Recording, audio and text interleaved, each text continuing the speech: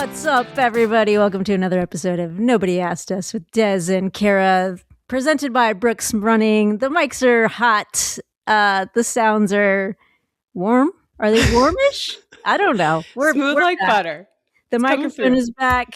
We're back for another week of crazy updates and shenanigans, I guess. Yeah. Kara, how are you? How are you doing? I'm good. Good. Oh, good's like right down the middle. It's safe. It feels right. Yeah. I too am good. Are you back home? You had a little travel this weekend. How'd that go? It was good. Yeah, I got to go to the indoor champs. I love my job. One of my many jobs, like you. You have like 500 jobs. It was fun to work with everybody. Indoor champs, super short meet, 2-hour window, and I was originally on a 7 o'clock or 7:30 flight out. Mm-hmm. Of Newark, and Paul was like, so we wrapped at 3, off air at 3. Paul's like, I'm going to take a 4:35 flight out. Oh. I'm like, oh, no, 4:25 flight out. And I'm like, what? And he's like, yeah, so no dilly-dally, no autographs, no photos, we're straight to the car. So then I like look on United, I'm like, well, if he's going to make a 4:20 flight, there is a 4:45 flight to Denver, and like he's going to risk it. So I decided to risk it. And so I was home at 8:28 p.m. Let's go. Before Colt even went to bed, and I made it no problem. It was amazing. He was a little bit tighter, but he made it too. And anyway. Staten Island, right? Is that where it was? I mean, that's super close to the airport. Yeah, it's close to Newark. Airport hotel? We stayed in Times Square. Oh, okay. We stayed out at Staten Island last year, and not everybody loved it.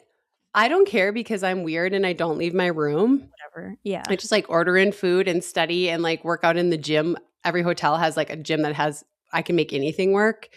But my coworkers have more of a life. And there's this hotel we normally stay in for Milrose, and they wanted to stay there and have more of a life, which is totally fine. So we stayed there. If you're in New York, like I can go see the city, do some things. Like it's you can explore a bit. But the airport one, like the hotel, when I did Boston, no, it wasn't Boston. I think they held it at Staten Island. It was a weird year. But anyways, they did the airport hotel. Like you couldn't even get Uber Eats to drop stuff off. They're like, I'm not going to the airport. Like seriously? Yeah. So I think it's maybe it was a COVID-y type thing issue. But yeah, that was not my favorite place of all time. So it's funny that you mentioned that because we're going to Boston next week, and Colt is racing the freshman mile at the New Balance indoor high school meet. Mm-hmm. Then the next morning we're going to watch our friend's son race, and then we're flying to Newark and just staying at the airport hotel. Nice. And then flying to St. Martin the next day. So great. It's good to know. I'm going to have to now I need to check and see if they have food. I think it's fine. I think it'll be fine. It was probably a COVID thing. But also, like, you can take an Uber out of there. It was just... Yeah, that's true. People were just like, I'm not driving to the airport to drop off food. Right. You know what I mean? Yeah, that's fair. Kind of get. Yeah. Did it catch that? Sorry. Yeah. That sounded so great. Okay, so that was my weekend. I went to New York on Saturday. We didn't end up going over to the meet that day, so I bought a USATF TV subscription for a month so I could watch the races, the 800 first rounds and the 3000s. And then I worked out in their little gym, and then we had a big meeting on Teams, and then I went to bed, and I woke up, and I worked out, and I went over to the meet and called it and flew back. So it was like a very fun but not very exciting weekend. So 3000s weren't on TV. Didn't get to call them. Did you do a recap? We did a recap like right before the 1500 started of basically just the last 150 or 100, maybe not everyone has the USATF TV. Right. And certainly after this weekend, many people will not be getting it, and many people could potentially be canceling it. Who knows? Right. It was that kind of weekend. It was that kind of weekend. Yeah. Yeah. That's funny. Okay, so tell me about your weekend in which I had people messaging me saying, please tell me Des is running the Disney half or we're going to have a sighting. And then they'd message me, we saw her. So tell us about it. So you've known you were going to run it, although you weren't sure of the date. You thought it was last weekend. I did think it was last weekend. Timing was iffy. But I was glad it wasn't last weekend. It gave me a chance to load up on sleep. Kara, I'll say I had so much fun, which I think people Yay. will be surprised about. They'll be like, you don't belong there. Like, I had an amazing time. I smiled the whole time. I was thinking a lot about like the first half marathon I ever did was on at a Disney event. And so this was like a Oh, cool moment to come back and actually run well. I think I ran faster this time than my debut half, which is crazy. But it was fun. I had a really good time. Uh, but if you were to do a Disney event, which I recommend you do, or anyone who's listening, maybe, super fun. They start at 5 a.m. okay. So this was shocking to me because for some reason I thought you were running at night, and Me you're too. like, no, that was in the morning. Yeah. So alarm set 2:30. They So were when did you go to bed? like 10:30. I know. You're almost like, should I just stay up? I don't know. But I got some sleep. I slept poorly because you're like, I'm gonna miss the alarm. And then Mm-hmm. I was thinking about all these different things, and I was thinking about my old dog, and then I was just like the most random things because you're just like, well, I'm gonna miss my alarm, so I better just stay awake.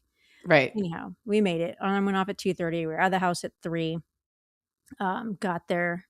I think that they were like just be there before 3:45, but we didn't want to like mess that up. Yeah. Um, so yeah, it was a full morning, and then 5 a.m. gun goes off, and we do the princess half. So where did you warm up? Were you able to warm up or did you warm up?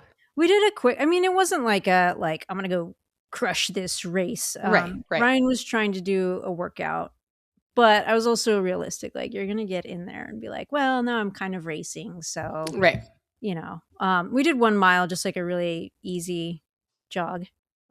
Everything's kind of staged in the parking lots out there, Okay. which is wild because they start at 5 a.m. and it's not like, oh, it's too hot. It's like we have to get all this shit cleared out so we can open the parks and not lose a cent.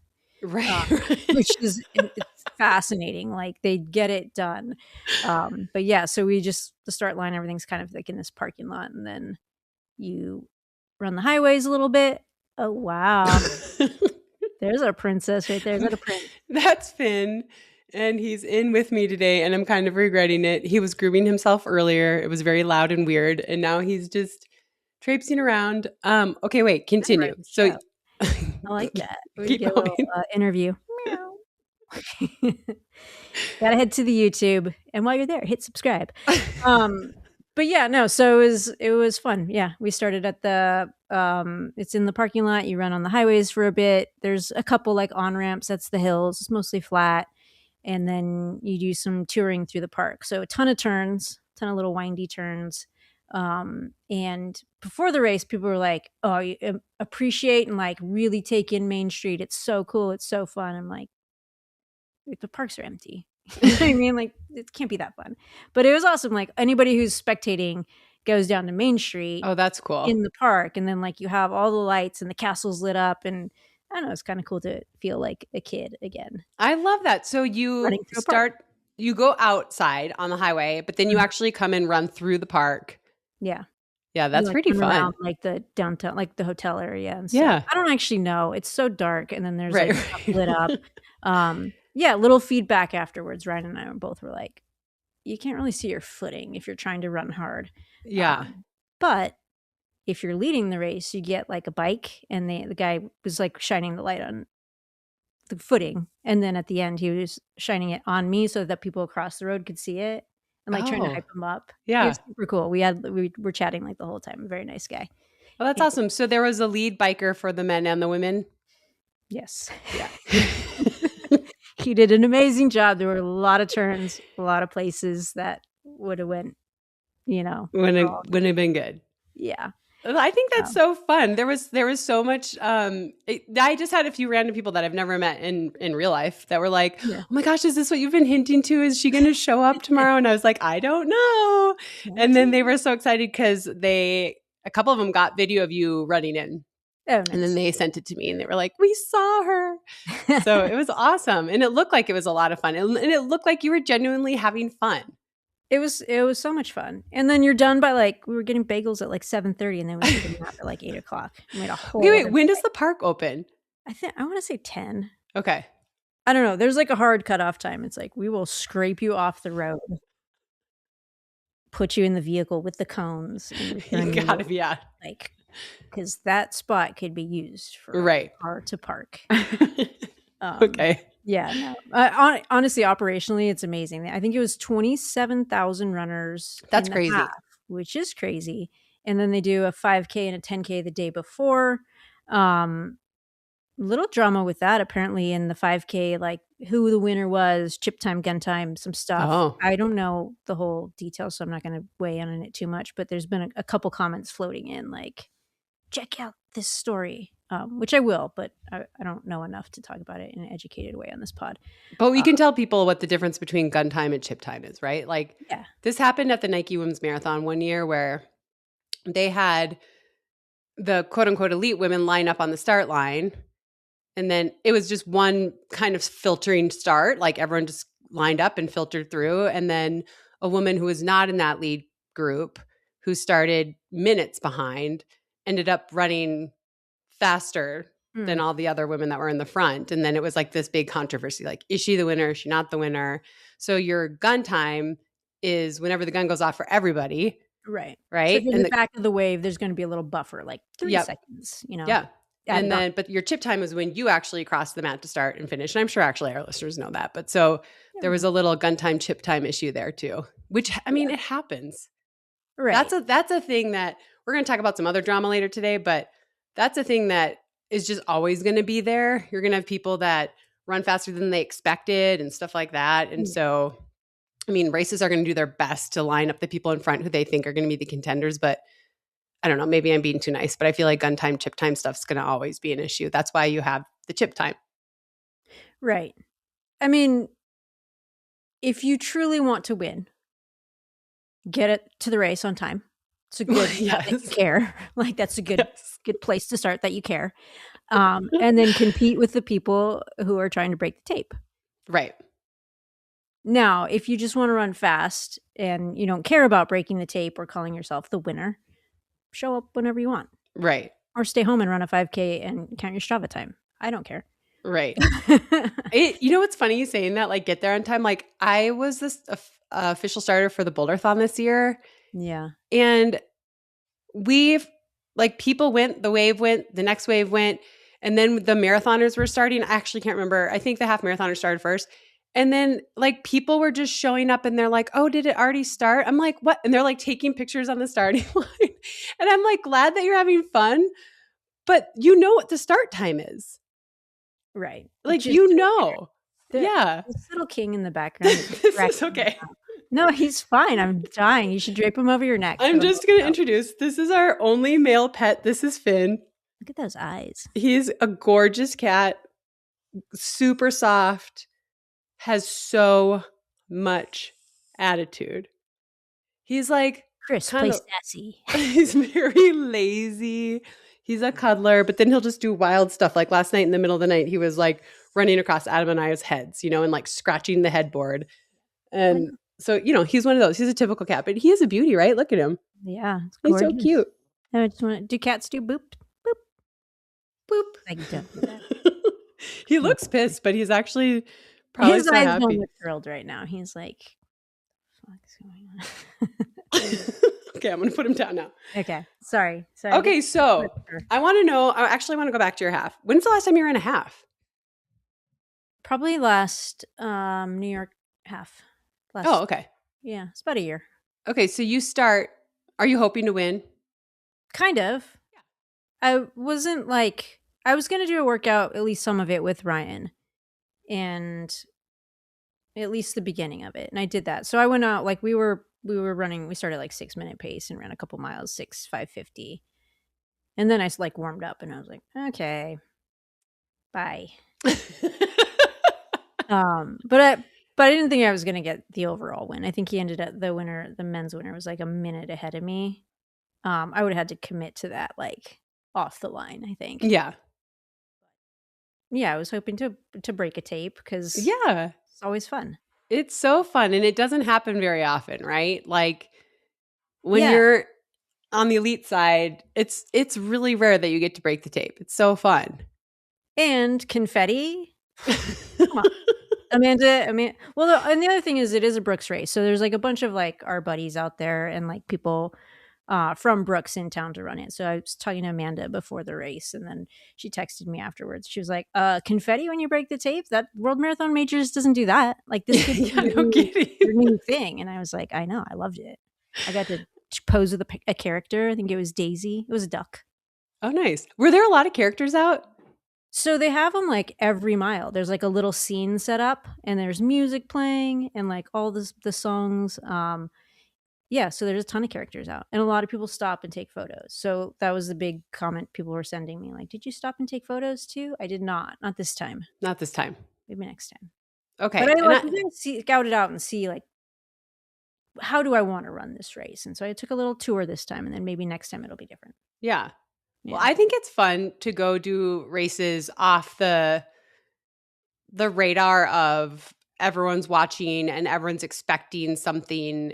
I think it's awesome that you did it. And I know we talked about this before, but there was a little comment about like, you shouldn't be doing that. And I'm like, what? She shouldn't she's not allowed to have fun? Oh, like, that's ridiculous. You're a fun governor, are you? You're going to gatekeep the fun now? No fun for I just you. think like pros are people and sometimes they want to go do a different race and have fun. And I mean, I think it's funny too, because like I love to run 5Ks now, but nobody cares because I'm not fast anymore. So like when is the cutoff of like you're not allowed to do it, but now you are? You know what I mean? I just think it's like pros are people. I used to love to go run the grandma's half no matter what kind of shape I was in. And it's just like I ran, I guess this person said turkey trots are the exception, but I ran a turkey trot one time and it was kind of rude because Shalane and I were running it together. And then I purposely kicked because I wanted to win the pie. Like, I want that pie. Sorry. And it was delicious. Yeah. But it's like, you've got to be able to have fun with the sport. And you ran awesome and people were excited to see you. That's a win for everybody involved. I hope so. I think so. And it wasn't like I didn't want to make it like an appearance or like, oh, I'm here to like stomp your face or what any of that stuff. It was just like I'm in town. I want to run this race. It'll be cool. It'll help Brooks. All these different things. A lot of reasons to run it. But also a couple years ago, I did the Cohasset by the Sea 10K, which was awesome. Love that. And I didn't feel like any of tension either. Maybe I'm wrong and people can weigh in the comments. Do you want to see pros casually show up and have fun and mix it up and act like regular people? Right. Or do you think pros, because we get it like all the time, it's like pros don't race enough. Right. You don't see them race enough. Like, why aren't they there? Why aren't they out there? And then you show up in a race. It's like, well, race more, but not here, but not like this, and not like. And I'm using the word pro, which I've considered myself not really a pro on the roads anymore. So that's even another step away from it. But like, what do people want? And weigh in. And this is like a real question for the audience. Like, let us know. Would that be cool? Is that a thrill to see? Is it fun? Or are you like, no, I've been training super hard and I wanted to win the Cohasset 10K and like, fuck you, Des, for showing up that year. I think I am interested in what people think. Is it Cow Harbor? Mm-hmm. Okay. And there's a half marathon. I think I went one year. It like starts in a cow pasture. Oh, wow. Okay. And then it's a half marathon and then it ends in the cow pasture. And I went there and I like ran it hard. Like I was like, I need a hard effort and I don't want anyone to beat me. I think it was in 2019. Nice. And nobody cared. Everyone was like so excited that I was there and I met so many cool people and then I got to cheer everybody on and it was so fun. So yeah, this person that made the comment I actually really like, but I disagree with the comment that pros can't go and run races for fun and be like, enjoy the experience in a different way where there aren't cameras in your face and there aren't people holding a clock to see what time you're running and obsessing over your splits, and you get to just go run and be a runner and have fun. Like you're allowed to experience that culture too, is my take. Yeah. And I do think there's something about like getting a win, like I spent most of my career World Marathon Majors and trying to make Olympic teams. Like it's super hard to win. Yes. So to have a day where I was like, oh, this is cool. Like I am running somewhat hard. Like I ran the second half pretty hard. And I got to experience like breaking a tape. That was pretty cool too. That is so cool. Like, sorry, not sorry. Don't be sorry. Win, win, win. Everybody that I knew was pumped that you were there. Good. Yeah. Well, next year, pick a princess event and come on out. I can't. I mean, you really should do it. I do want to do it. We kind of soft pitched the pod to a Disney event. We're like, we would do a pod there. Yes, I could run the 10K or something. Yeah. I don't know. My running is actually going decent right now, but now I'm going to knock on wood. Yeah, I will too. You're fine tuning things for the BA 5K, correct? I'm not going to run it anymore. Okay. So I was the 2-time Masters champion. Someone else is going to win this year. I'm not going to do it anymore because Colt races every weekend in April, and I'm going to miss them all, except for that weekend he races on Friday. So now I'm going to stay home and fly in on Saturday and not race the Boston 5K, which I'm actually legitimately sad about because I'm not in speed shape, but I just really like doing it. Mm-hmm. It's like such a friendly race to do. Like people are just cheering. It's so awesome. But I won't be there this year. I got to cheer for my child. That seems like a fair. Yeah. Do you have a race on your schedule or are you just kind of keeping it? Well, I was going to run a 5K in London, but I found out that there is no 5K there. So probably that went up for you.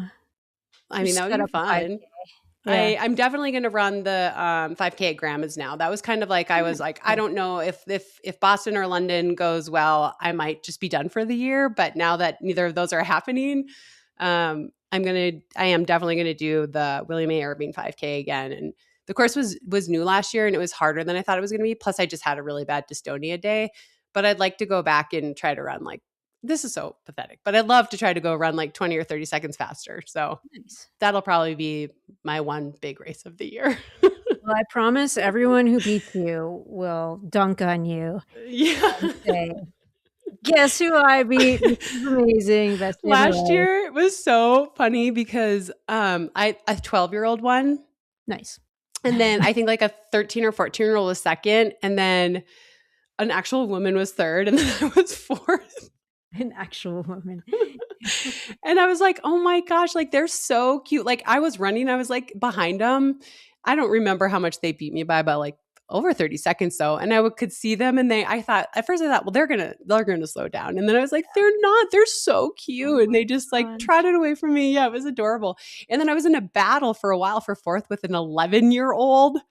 Did you get spicy coming in? Oh, I eventually just had to put her away with like a half mile to go. And I was suffering. It was not a good day for me, but I was like, I can't get beat by this girl. I just can't.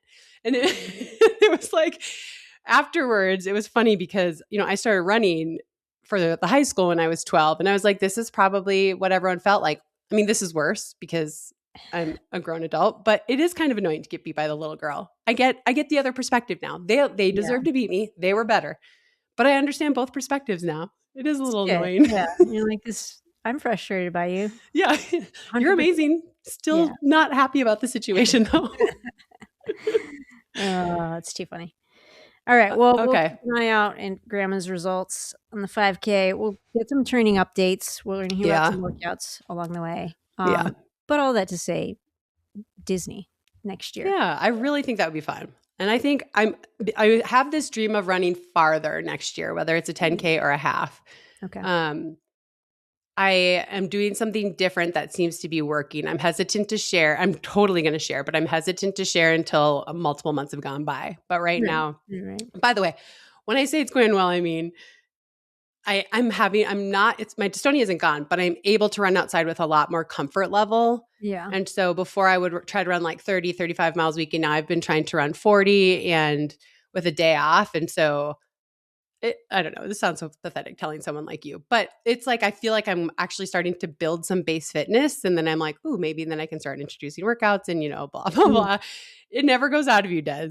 No, I know. It doesn't matter how out of shape you are. You're always like, well, maybe I could build some fitness and then I could do something. Like the past couple weeks, at least, you've been more confident with it. Yes. Yeah. Which is exciting. Because, I mean, whatever your measuring stick is with your races and stuff, it's like, it's fun to just be out there and compete. Yeah. Like on Thursday, I went from my house and ran up the canyon. I haven't done that in over a year. Nice. And How long was that? I ended up turning at 4.5 miles, Okay. That's but significant. I haven't risked something like that in a really long time, where it's like I'm going to be on pavement a lot and it's an out and back and I could get stuck out there. And yeah, it just felt like when I turned around, I was like, oh my God, I made it. I made it here. And maybe I'll go out 5 next time. Anyway, that's exciting. it is exciting. It's fun. It's fun to be outside. I spend Yeah. so much time on the lever, and the lever literally saves my life. But it has been so nice to run. Normally, I run outside twice a week or so. But now I've been running outside like 4 days a week, and it's just been really nice to get fresh air more often. Yeah. Yeah. That makes sense. Yeah. Very Okay. Good catching up. Do we feel good about that? I feel good about it. Yeah. Let's save our sponsor for after our first big topic. Where do you want to start? Well, are we talking about the half marathon champs right now? Well, we can start there. We can start with world or U.S. indoor. Okay, let's do U.S. indoor first. Okay, because it's easy and clean. So sure. There's 3 distance races, and I don't know if you caught any of it, but the women's 3,000 was crazy. Okay. Like they went out in 9 minutes for the first K, 3 minutes for the first K, which would be a 9-minute 3,000. It was won in 8:30. Oh my gosh. And basically they went through the K in 3 minutes, and then Ellie St. Pierre was like, nah, I'm done. And she just started hammering and hammering and hammering. And she just kept ratcheting it down a little bit more. Elise Cranny went with her. And then she dropped Elise Cranny. And then you just saw Emily Mackay start to work her way back, slowly but surely work her way back. And then she latched on to Ellie, maybe like a couple laps to go. And then she went by her on the backstretch on the final turn. And they ran 8:30 and 8:31, breaking a 36-year-old record from Lynn Jennings. Wow. Who's one of my personal idols back in 1990. And I'm so excited about this team because they both advanced onto world championships. And when you're running 8:30, starting off at 9-minute pace, both of these women have a shot at a medal. It's always like, oh, they're good, but they don't have that closing speed. Yep.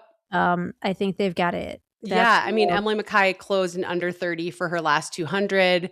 You know, Ellie St. Pierre won the gold medal at the World Indoor Championships 2 years ago. She's in way better shape now. So I'm so excited about this team. I wish I was calling it. I'm not calling it because I'll be on spring break with my family, but I'm so excited about the women's and the men's 3,000 meter teams. I think they have a really good chance to win some medals. And on the men's side, it was really different. It was not like a burner like the women's was. It was definitely more tactical. And then I think Cole Hocker led for a long time. And then, Matt Wilkinson went and just started hammering from the front. And then, sorry, my cat is being so annoying. Can you calm down? Sit on my lap. That started to drag it out. And then Nico Young went and just started hammering. And then they came, and then you could see Cole Hocker kind of moving. Yared Ngus was a little bit better positioned. Mm-hmm. But Nico was just flying. And then they come around the corner towards the finish, and it's literally a blanket finish. Yeah. But what was crazy was they had this photo of them, and Cole Hocker's face is so calm, and Nico and Yard are just straining so much. And they both ended up catching Nico, and Cole won, and Yard was second. And I felt so bad for Nico Young because it was such a good race. But that's the brutalness of indoor. You only get to send 2 to world champs. And it looked just like Myler mentality won. It was just we know how to lean. We know we have to lean. We know that this is how you make teams, is how you win medals. And Nico knows that, but I don't think it's as utilized in the 5K, 10K, right? You're it rarely happens.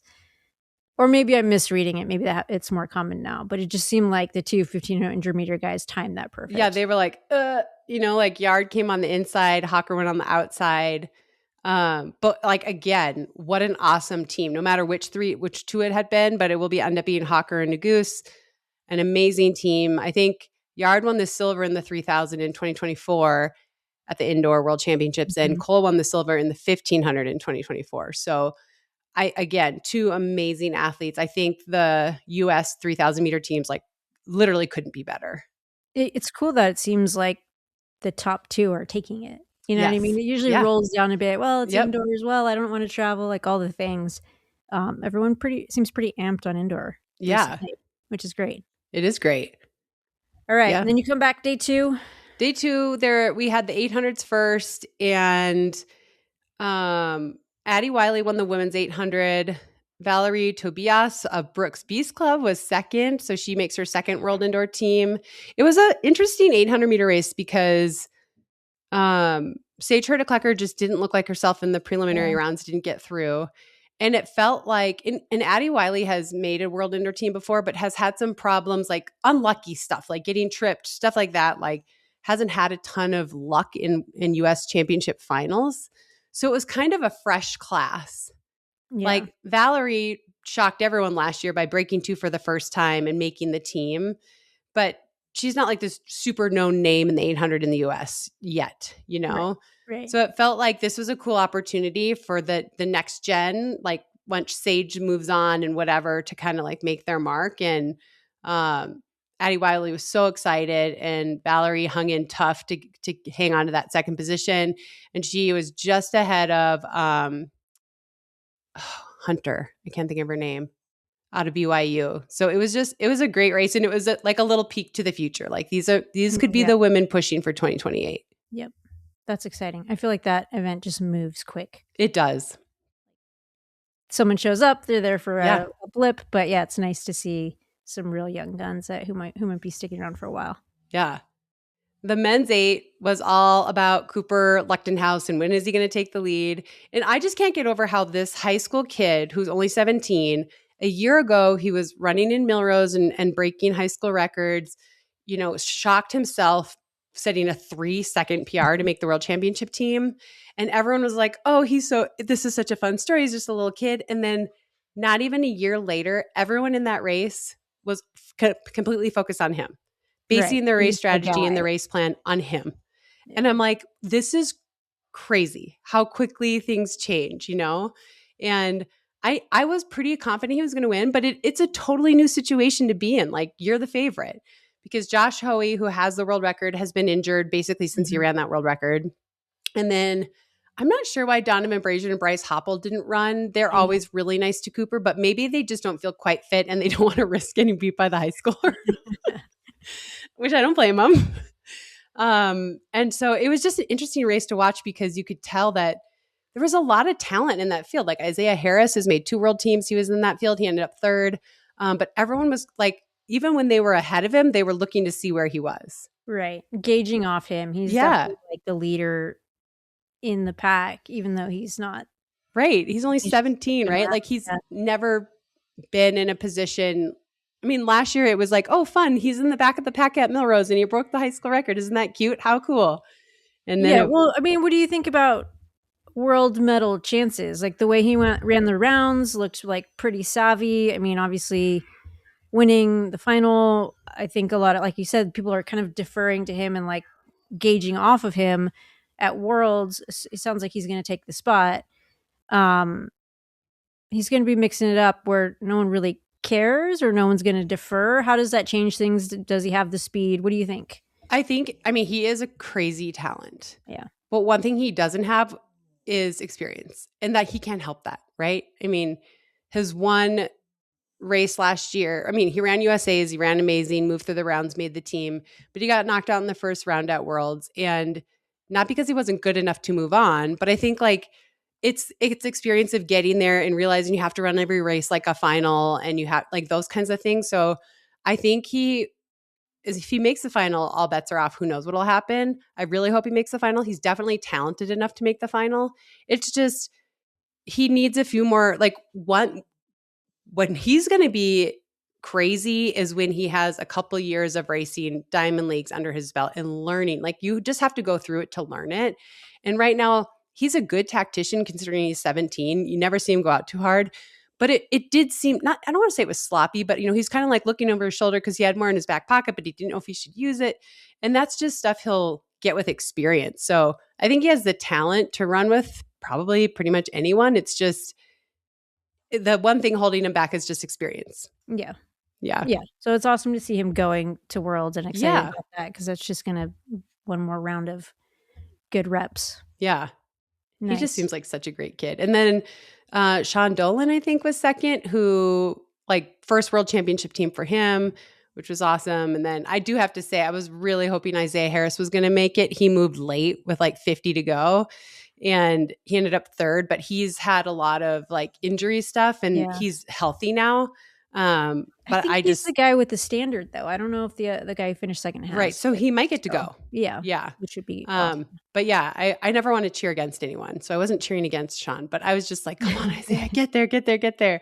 It was cool to see him back out there because he's had a lot of lumps the last couple of years, which is injuries and like near misses. Like he was fourth at USA's last year. So yeah. 1500s? Do we have 15s? Yeah, so the women's was really good. Emily Mackay came back from the 3000. Sinclair Johnson, who I just think is so talented, was in there. Gracie Morris, who's been running really well, won Fifth Avenue Mile and won the U.S. Cross 2K Championship. And Nikki Hiltz, obviously. And it was a fascinating race, actually, because I thought that they would take it to try to wear Hiltz out. Like, did you know the national record for the indoor meet's 4:08? That's I couldn't actually believe that, right?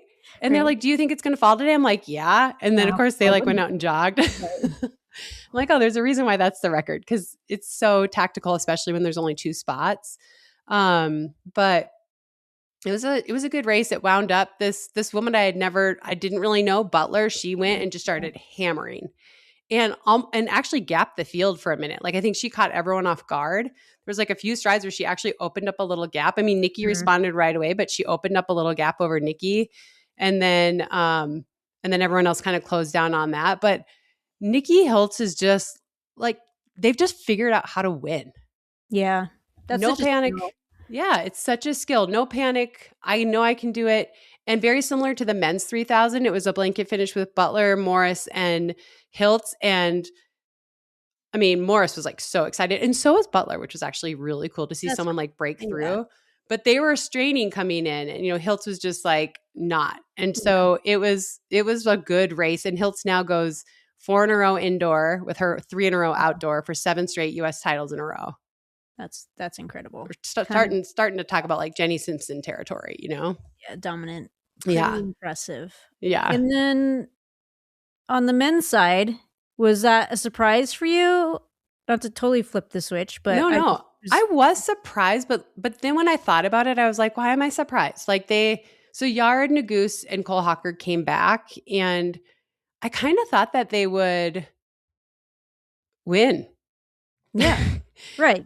Yeah, it's just like, and I should have gotten a clue because like Emily Mackay looked tired in the women's 15, which was right before.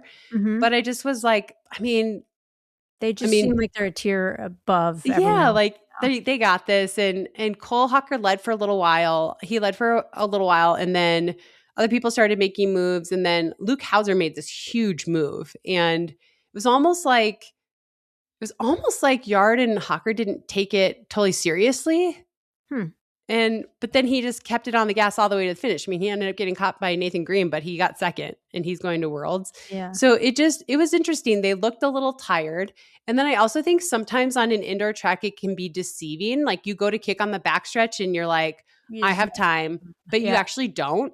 Like when you make that turn for home, you don't have 100 meters. You only have like 40 meters.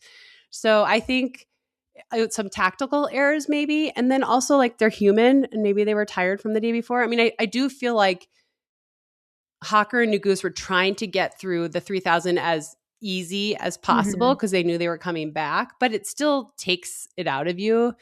And like these other guys are ready to pounce. Right. Like if you give them an inch, they're going to take it. And Luke Hauser just bet on himself, and it was awesome.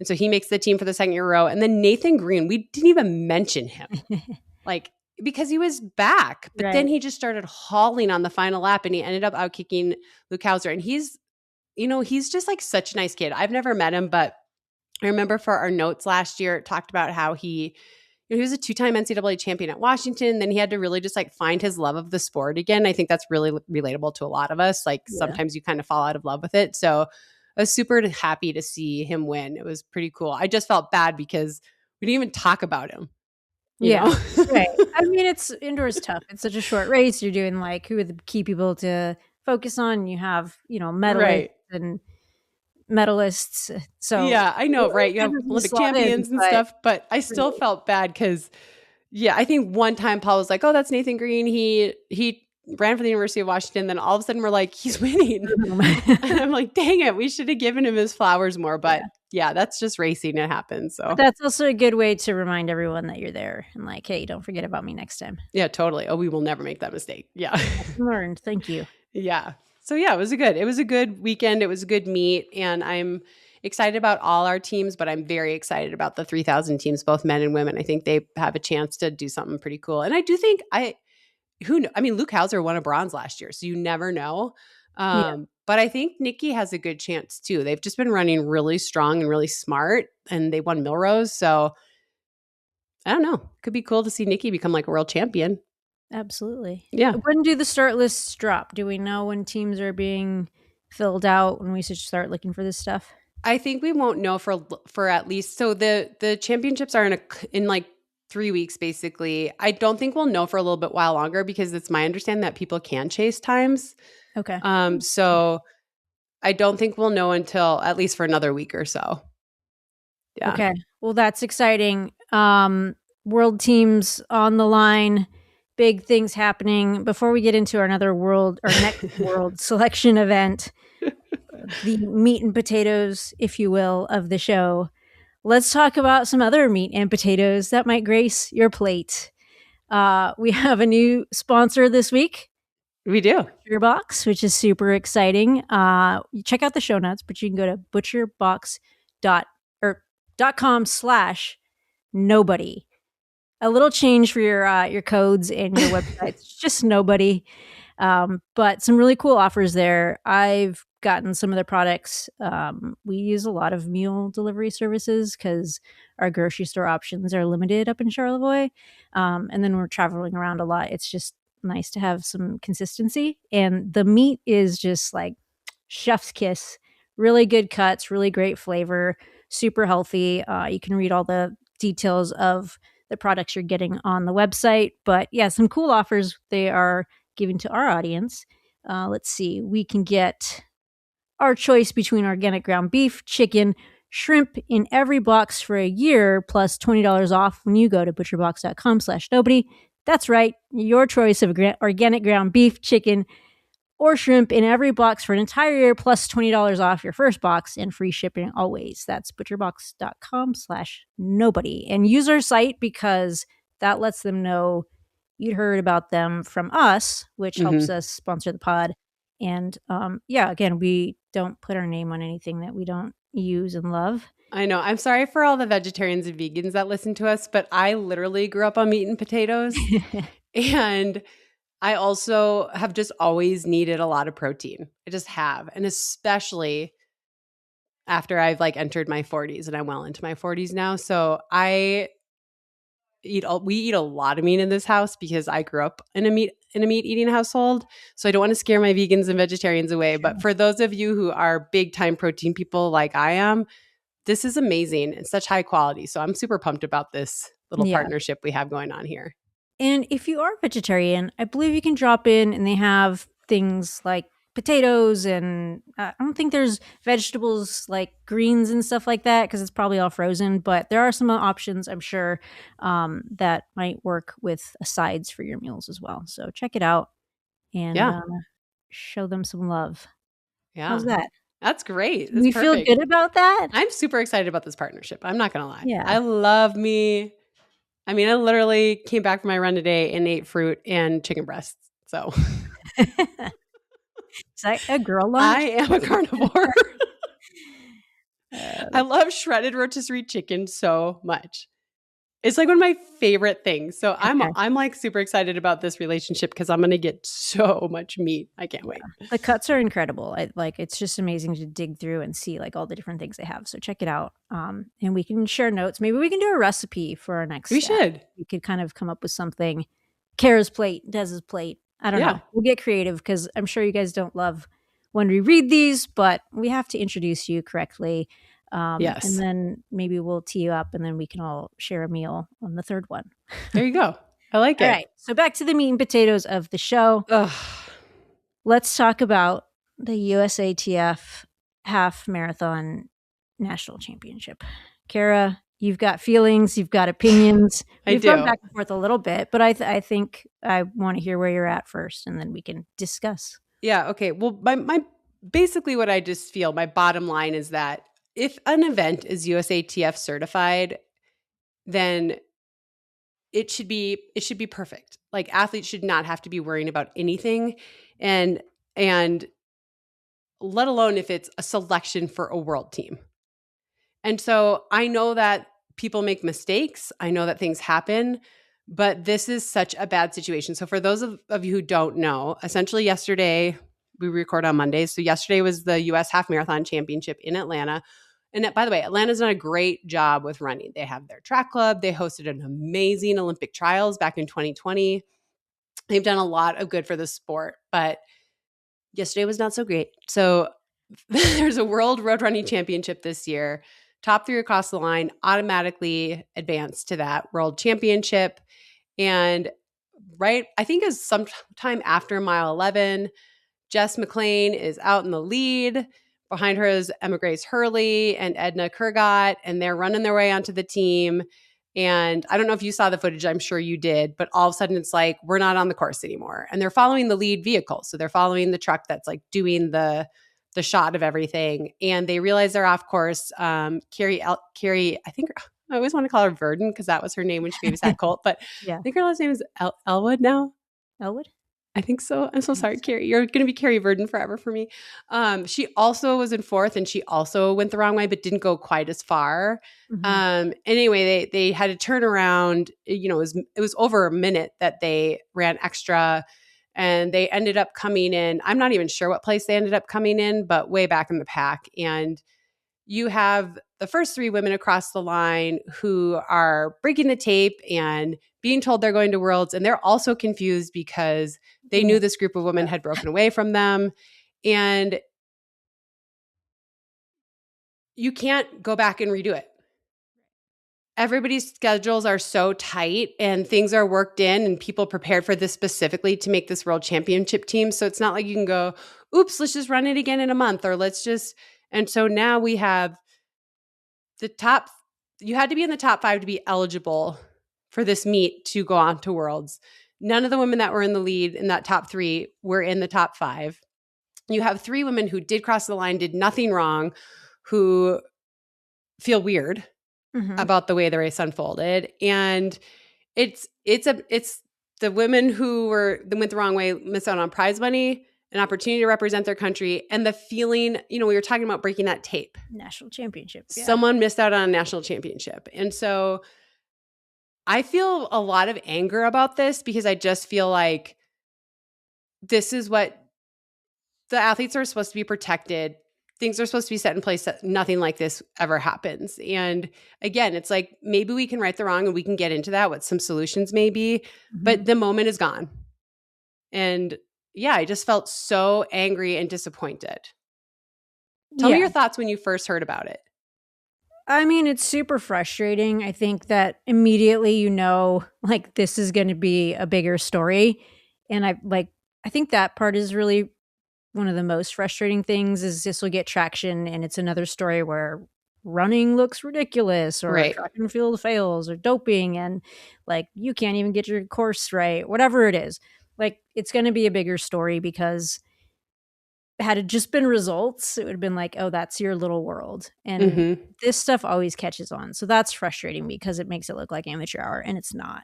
Right. I think secondly, I think the internet is so quick to just be like, fuck you, make it right. And it's like, look, I promise you the people who went the wrong direction feel the worst. Right. Like, so those people, you're just like kind of gutted for them too. Like, yeah, like it's going to be on you. It's going to be blamed on you. But, that's not, I don't think they went into the day with malicious intent. So they're going to get harped on the most. which rightfully so, but I don't think they're terrible people. And Right. there is no way, I don't think there's like a straightforward way to correct it, as you said, in that makes everyone feel whole. It's Right. like, how can we make the best out of a shitty situation? And that's kind of where we're at. But I do think, well, I think USATF, as per usual, passed the buck. Mm-hmm. But I do think Atlanta Track Club is an organization full of really good people who do a lot of really great things. I feel like again, they probably feel the worst, but I think they will make it right as they possibly can. So I'm not mad at them yet because I'm giving them the space to be like, yes, do what you can do, and you can't fix it all, but what's the plan here? Right. So I talked to someone yesterday who, I'm not going to say who it was because I didn't ask permission, but they are very close to the source on all of this. And, they said that there were appeals filed immediately. Sure. But, and I agree that USATF kind of passed the buck, but there is nothing in the rules that allowed them to step in. I mean, like, the results stand, even though, yes, the course wasn't properly marked or this or that. And so it's such a disaster. And I feel, and like we talked about this a little, he's coming back. He wants to touch my computer. That's the problem.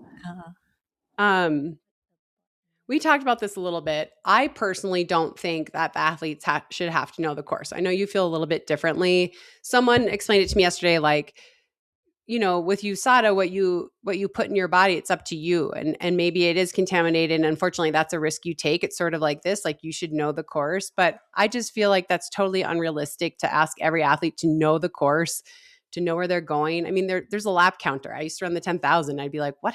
I don't even know where I am in this race, and thank God for the lap counters. So I could be like, oh no, I need to start moving now, or no, not yet, whatever. I think like when you're running, especially for a national championship and there's a video camera on you, you're not paying attention. You're just running. You can't even see probably in front of the truck in front of you that's filming you. So I know that there is some feeling like the athletes have to hold a little responsibility. I actually am not going to do that to them personally. I just feel like, I don't feel like they own this. Yeah. I mean, I wouldn't shift blame and be like, this is on you. I think you're relying on the trucks. I'm just thinking of like tech meetings. And I think like if you're going by the book, they're going to say, here's the course map, look at it, learn it, because they don't want, it's like a liability thing for this exact instance. Is that right or wrong? I don't know. But there's also been a lot of occasions where athletes get so locked in following a truck, like Steven Sambu missing the 8K world record. He follows it off. It's like, no, we told you, like, don't just follow the truck. And it's like Marcel Hug at the finish loses the course record in Boston. I mean, there's all kinds of examples. So I think you have to say that. And then that becomes like almost like, okay, well, you should also know it so that they can share the responsibility. Is that right or wrong? For Debatable. For me, the difference between like a Marcel Hug situation and this is that Marcel was told at the technical meeting, right, the press truck will pull off before Boylston, and then you have to go down by yourself. A different camera is going to pick you up. And he was so in the moment. And he missed out on a course record. He missed out on a bonus. But this feels different to me because they weren't told it's going to pull off to the side at some point, right? And I also wonder, I mean, I don't know enough here, but if a championship and a selection is on the line, shouldn't USATF officials be out in the morning making sure that the course is marked properly? I mean, just for a safety concern. Like, what if Jess had run into oncoming traffic or, you know what I mean? Well, and I question who is the team. This is what's kind of strange is like, who's leading? Is the TV truck leading? Is that USATF? Or is it a lead vehicle leading? Is that Atlanta Track Club? Like, how did everyone miss that turn? Right. TV, lead vehicle, cops, athletes. And no one, like not a single person was like, like it's just a strange, which again, you go back to the cones and the setup of the course and the whole thing. It's like, well, I don't know. Like, I don't know if we can put this on any one person, but who made the first wrong turn? Like, Yeah. you're going to get the responsibility. And I don't know who that is, Yeah. I mean, that's the thing, is that that's all stuff in my mind that is like, if you're going to be hosting a championship and if USATF is going to be selecting these places, that should be like so lined out. Like, this person's driving, the directions are in their car on their phone. I don't know. It's going to be super clearly marked. I mean, this is one of those situations where it's like you can't go back and fix it. So it's like moving forward, there's just, to me, it feels like a lot of steps missed. Like, why isn't USATF out on the course the morning before making sure it's marked properly? Right. I mean, I know they aren't how at much fault. of that is in the bid too, of like, hey, you're hosting it. What does the course look like? What's your organization look like? Again, I don't know like who to push that on. Right. But then at the same time, and I'm not doing this to be contrarian or like argue, but just mentally for myself, you get there early, you run the last couple turns. And if it's like, okay, this is where I'm going to make my move, this is where, we're heading towards the stadium, things like that, you kind of think about. I mean, I don't pin that on the athlete, but also like, how long do you just have your head down versus when are you like, oh, this, like, spidey sense go off, like, this doesn't feel right. See, I didn't have any spidey sense when I was running, when I was racing. No spidey sense whatsoever. I definitely would have gone the wrong way yesterday. Yeah. Like, I mean, it seems like most people would have. Yeah. But at the same time, it's like, for how long? Like, when did that like click for who? Yeah. I mean, I think Jess was saying, or one of them was saying, I was like, wait, where are we? We need to be going over a bridge. And right. I mean, this would so easily happen to me. You know, like I'm not saying it wouldn't happen to me. I could see it as well. I've been lost in high school races where I would get too far ahead and then I would be like, I don't know where I am. Like, I have no sense of direction. And I saw that course map and it has so many turns. There's no way that I personally could navigate that. Yeah. But I would never stress about that because I would follow the lead vehicle if I was in the lead, right?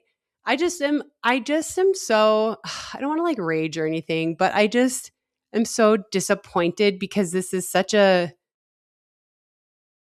preventable thing, and it just feels like basic steps that should have been taken weren't taken. And I just feel so bad for all the athletes. I feel so bad for the women who are on their way to being top 3, but I also feel bad for all the other women who now have this asterisk by their name and the results, and people are asking them, are you going to give up your spot and this and that? And I just feel bad for everyone involved. What do you think in terms of the results? Like, if you're in charge, are you saying, like, what do you do with the results? I mean, you have to let them stand. I think you just have to. If I was Atlanta Track Club, I would be trying to make up the prize money for those 3. I think that's really all that you can do at this point because they can't select you to the team. Right. The Atlanta Track Club can't. So like, what I would like to see is them pay Jess, Emma, and Edna like as if they were top 3. Mm-hmm. And then what I would like to see is that, I mean, all the women filed a protest. They were all denied because there was no rule that would allow them to change the results. Right. And so what I would like to see is, and this is where it gets really messy, is I would like every woman to pass the spot until those 3 women have been selected. But it's not so easy as just like everyone in that race say no. It becomes other women who are already ranked, who have already done their job. So like 3 of the spots were supposed to come from yesterday, and then a 4th spot is going to come from ranking. So now you have a situation where, so you had to finish in the top, this is kind of technical, but you had to finish in the top 5 yesterday to grab one of those automatic 3 spots. And so you have to get all 5 to pass. Mm-hmm. And then it does go to ranking. But then there are other women that are ranked higher than some of these women. And they all also have to pass until these 3 women are on the team. And it's just messy. Yeah. And in a happy world where we're like, yeah, like that would be amazing if everyone passed and those 3 got on the team and the next highest ranked person gets to go. That's a lot of work and asking. I mean, maybe there's someone who's like, this is my one chance to be on a US team. It's not my fault that they messed up, you know? It's just so icky and tacky and complicated and I hate it. I hate it so Yeah. much. Yeah. I mean, I think if I'm Atlanta Track Club, I'm first going in and being like, I'm going to pound the table with the USATF on behalf of these 3 women. Like, that's my first goal.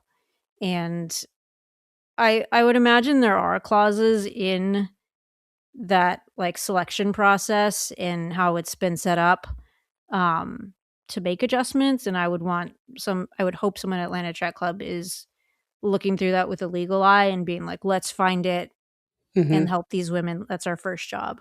And then second being like, okay, we're going to do this appearance or this money for the prize and like rope it into Peachtree appearance and add on an extra like, hey, we're going to come in here and celebrate you as champions that you didn't get to do on Sunday, but let's prop you up. And if it's at Peachtree or maybe setting up something for next year, if that means a smaller, prize purse or less appearance for Peachtree athletes, so it's a thinner fields, like whatever that looks like, that's the next thing I'm doing. But I think if you can figure out a way to make them feel, as Rich Knaw said, whole, which I think is what they're trying to do, but beyond that, like appreciated, they can be the biggest advocates moving forward for your event. Like it's like a customer service thing where like if you can fix this and make them feel loved and appreciated the way they should have felt at the finish line, which it'll never be the same. Right. But if you can get it close and have them say, hey, you know what, these folks went above and beyond to make this right, like that's the biggest stamp for your event.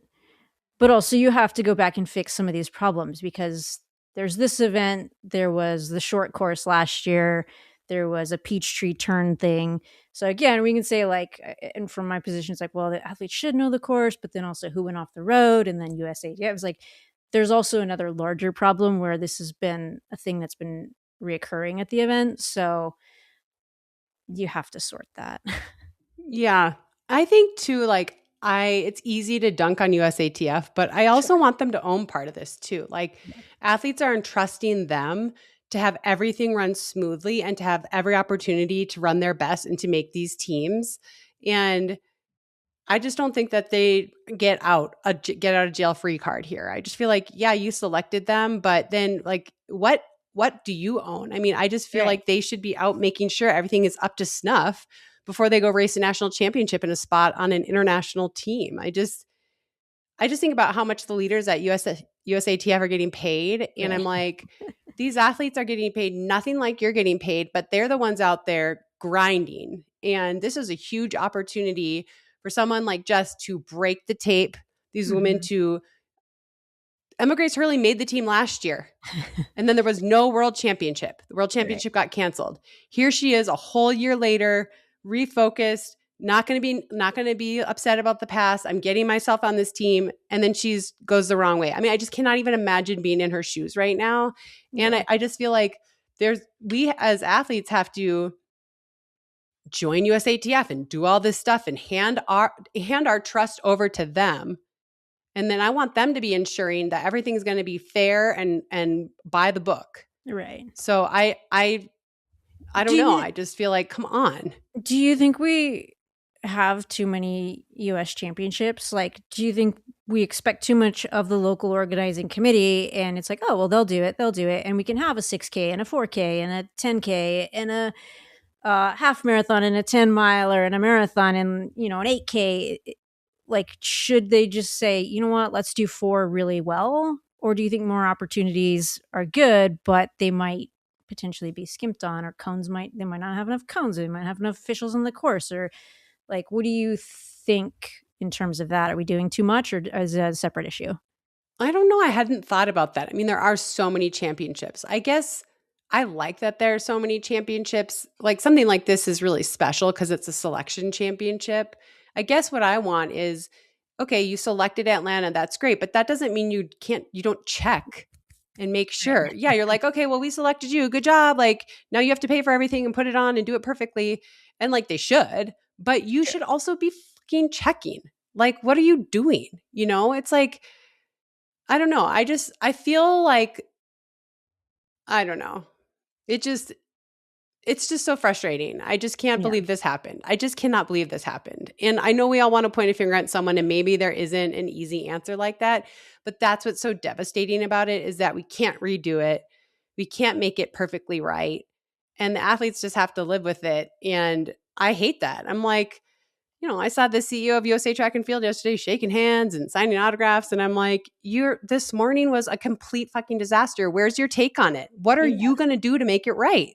Get out there and fix it, right? Get out there. Yeah. Go get there, talk to the athletes, or invite them to the headquarters. I don't know, but like, do something. Yeah. Instead of being like, well, it's not on us. There's nothing in the rules that says we can help it. They fucked up, Yeah.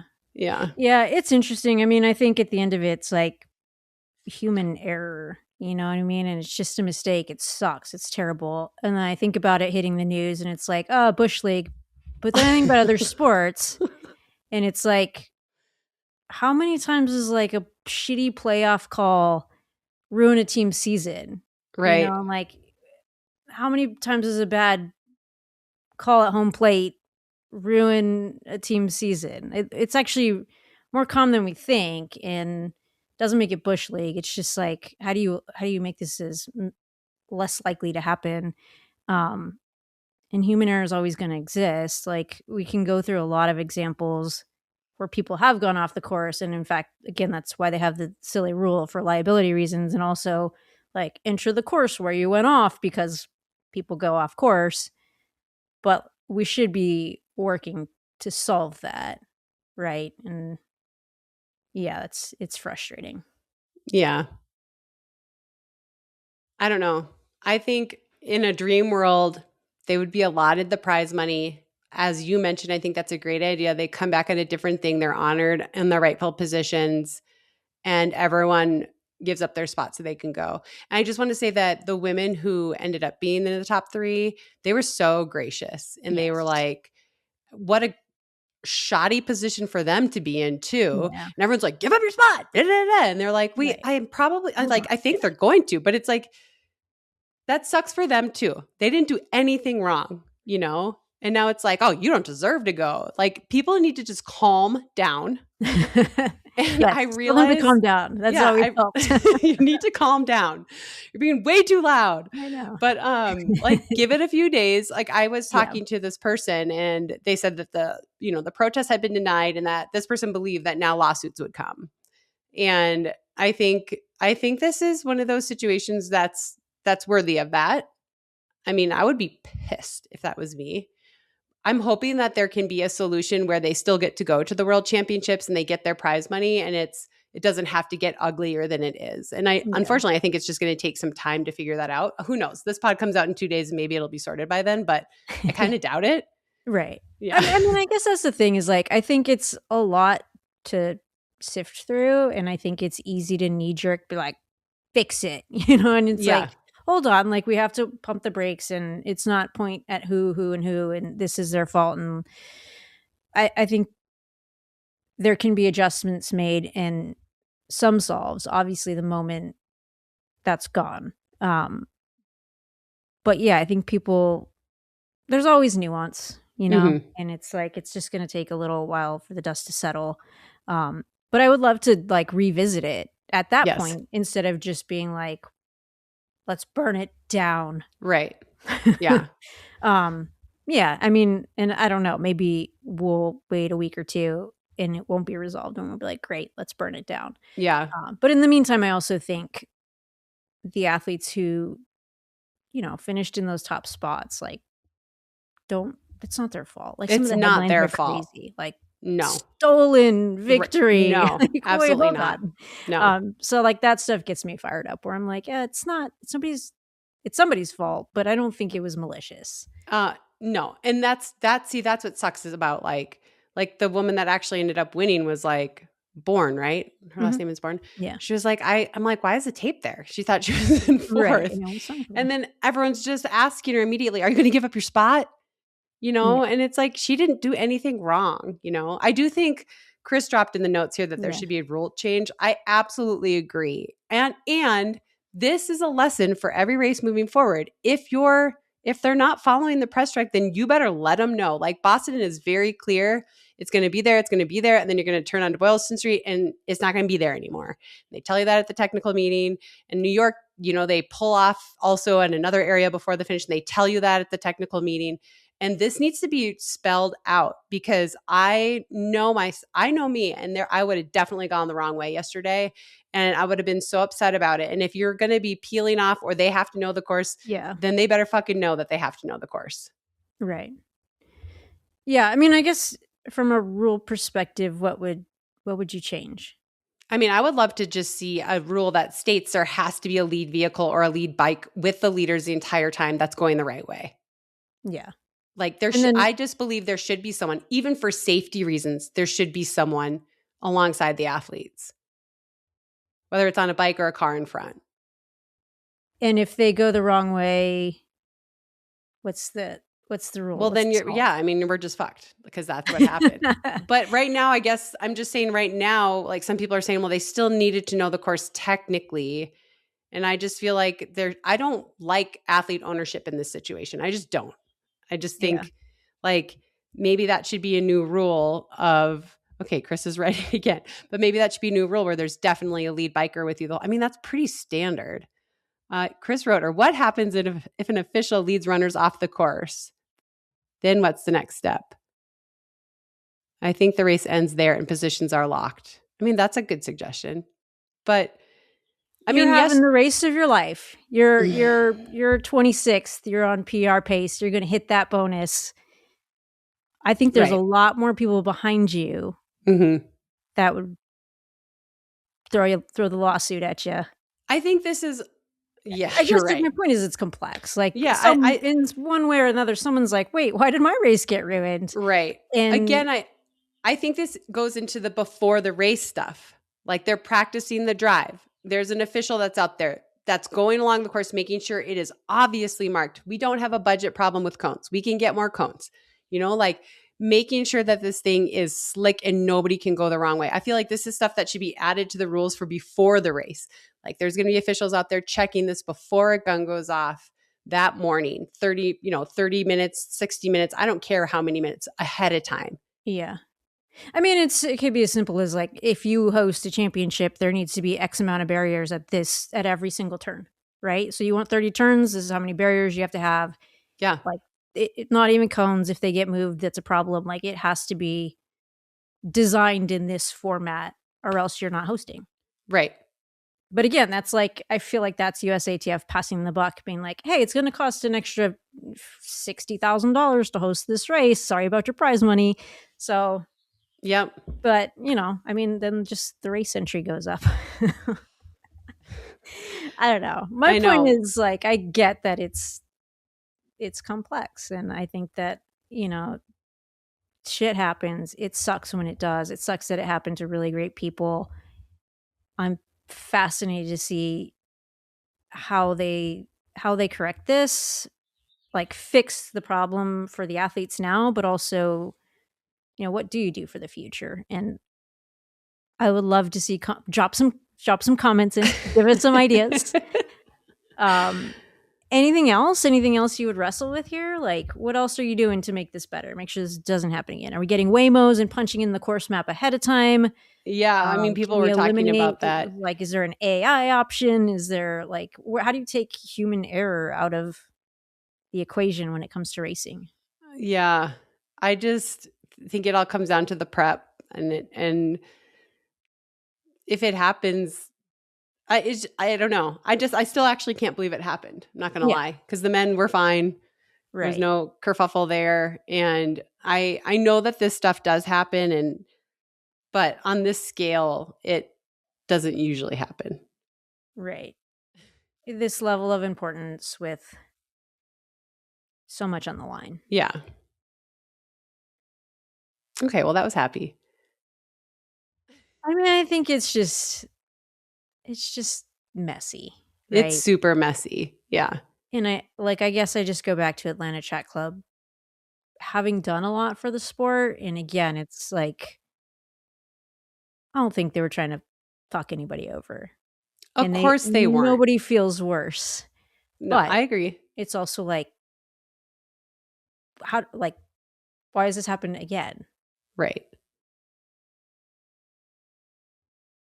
I agree with you. There was no intent for this to happen, but it did. And so now it's like, okay, we can't go back. Like there was people being like, just race it again in a month. I'm like, that's impossible. Well, yeah. Like and it's like, yeah. There's the New York City half in a couple weeks. It's Right. like these people turn down appearance money. Right. 100% chance. They're like deciding between Atlanta or New York City. I want to make a world team. Yep. I'll give up the appearance money. This is like, I'm going to work in this court. Like there's a lot of decisions. Like Kurgat turned down a chance to run at the World Military Games, to run this because she wanted to represent the U.S. at the World Half Marathon Champs instead. So there's it's so complicated who made this choice to race here and why.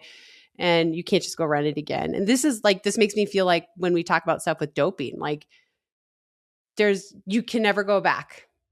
You can just try to make it as good as right now. And then you do your best to make sure it never happens in the future. And I would like to see USATF take a little ownership on that and say, here's what we're going to do in the future to make sure this doesn't ever happen again. And I'm going to hold my breath because I want it to happen. I might pass out. Brave.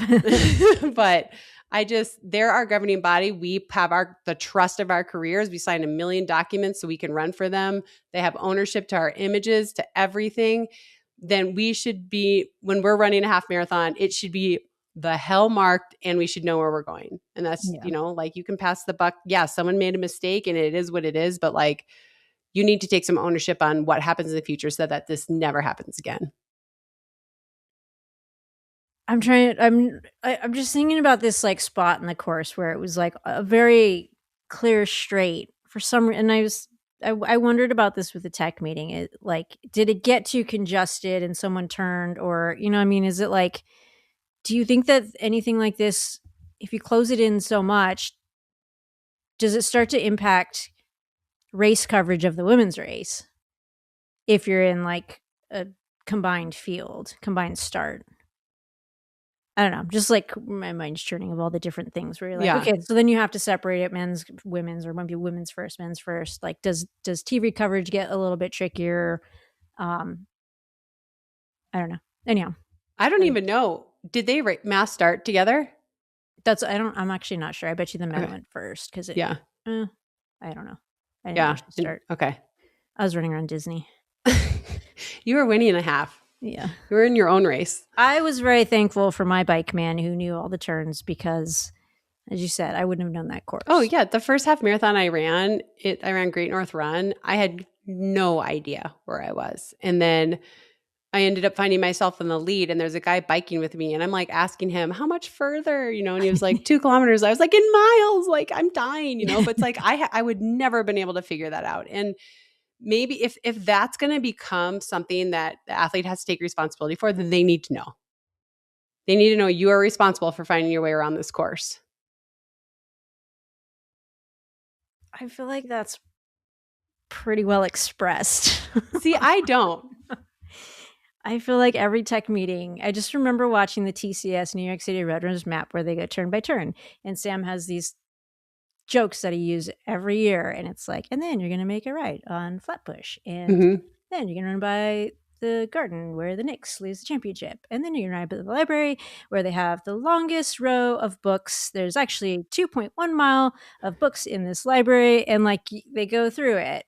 But you would never expect the leaders of the New York City Marathon to be figuring your way out. That's because they start people before the rest of the field, things break up, and then there is some responsibility. But the people winning aren't worrying about it. Well, there should just be barriers. I mean, yes. It needs to be very clear. Yeah. Yeah, I mean, obviously it's not clear if the cameraman's going off. It's just not. Right. Why, Yeah.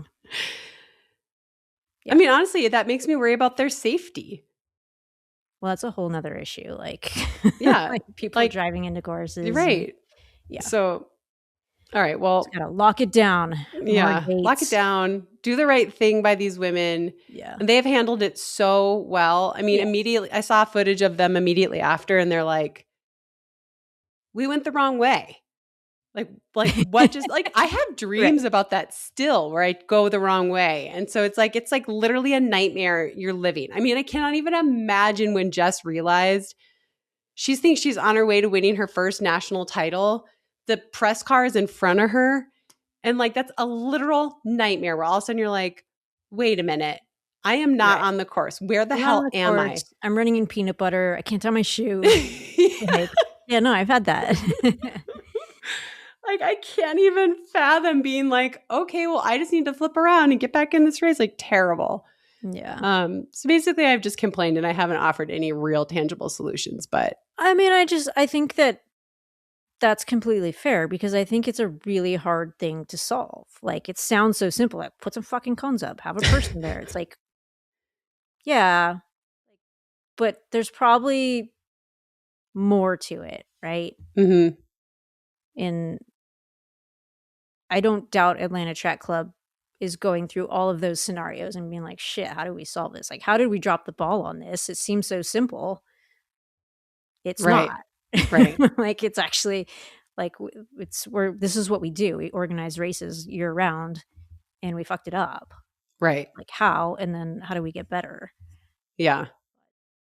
Yeah, I think it's very easy to be annoyed. Yeah. Like, I fully agree with that. Yeah. I mean, I know. That's our take. Period. I don't know where else to go, right? No, I think we've gone in circles around it. Yeah.